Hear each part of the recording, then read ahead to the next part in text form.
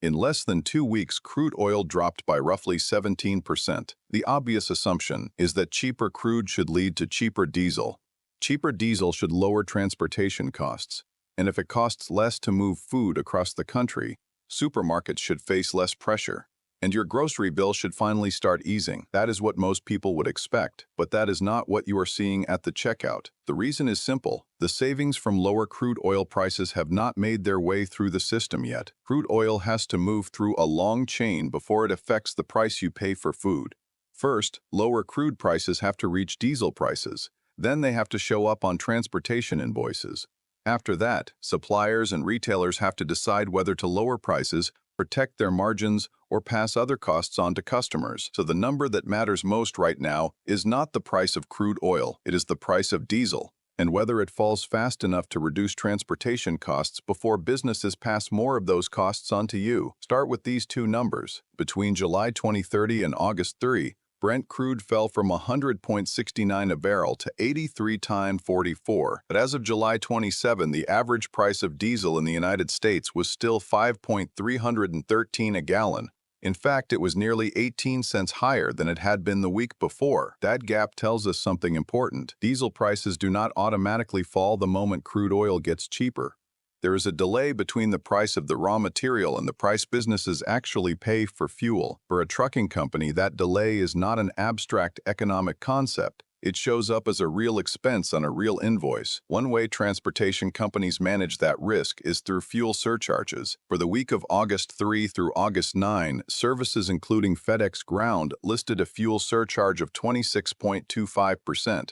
The week before, it had been 25.75%. UPS Ground also listed a fuel surcharge of 26.25%. Now, that does not mean every package suddenly costs 26.25% more. It certainly does not mean grocery prices will rise by 26.25%, and it does not prove that food suppliers are using these specific shipping services. What it does show is how the system works. Both companies use formulas tied to official U.S. diesel prices. When the diesel index changes, additional fuel costs can automatically appear on a company's invoice. No one has to renegotiate every contract from scratch. That gives us the first part of the answer. At that point, cheaper crude oil had not yet turned into cheaper transportation. But there is another hidden cost further up the chain: moving the crude oil itself. Oil can still exist underground, in storage tanks, or aboard tankers, but getting it safely and reliably to its destination can become slower and more expensive when shipping risks increase. During one period of elevated shipping risk, commercial vessel traffic through the Bab el-Mandeb Strait fell from 38 ships in one day to 27. Traffic through the Strait of Hormuz also fell from 18 ships on the same day 1 week earlier to just 3. That does not mean all oil shipments stopped, but disruptions like these can affect delivery times, shipping capacity, insurance costs, and the overall cost of transportation. When those extra costs appear, contracts determine who has to pay them, who can file a claim, and who has the power to pass the expense along. So even when the benchmark price of crude oil falls, that lower price does not erase the cost of moving oil through a high-risk, contract-heavy global shipping system. Eventually, some of these costs reach food producers, suppliers, and retailers, and those companies control what happens next. They generally have three choices. They can absorb the cost themselves and accept a smaller profit margin. They can delay the decision until the next contract negotiation, delivery cycle, or restocking period, or they can pass part of the cost downstream through higher product prices, delivery fees, or other charges. A grocery store may still be selling inventory purchased under an older agreement. A supplier may be waiting for the next round of contract negotiations. A retailer may absorb higher costs on one product while raising the price of another, and the pressure will not be the same for every type of food. Products that depend heavily on long-distance trucking, refrigerated storage, packaging, or frequent deliveries may face more pressure than products with shorter and simpler supply chains. That is why two items items in the same grocery store can respond very differently to the same change in energy prices, and it is why the decisions made by suppliers and retailers can determine whether your total grocery bill rises, stays flat, or finally begins to fall. Have you noticed a change in your own grocery bill? Are delivery fees going up? Are certain products becoming more expensive while others stay the same? Let us know in the comments. There are, however, some signs that part of this pressure could weaken before it reaches consumers. Crude oil prices have fallen, U.S. distillate inventories have increased, and OPEC Plus has raised daily production. Higher inventories give the market more room to absorb disruptions, which could help ease pressure throughout the system. But the buffer is still limited. Even with higher production, U.S. distillate inventories remained about 10% below the 5-year average for that time of year. So yes, there is a legitimate argument that grocery price pressure could begin to ease, but it is still too early to declare victory. Falling crude oil prices are a leading signal that relief may be coming.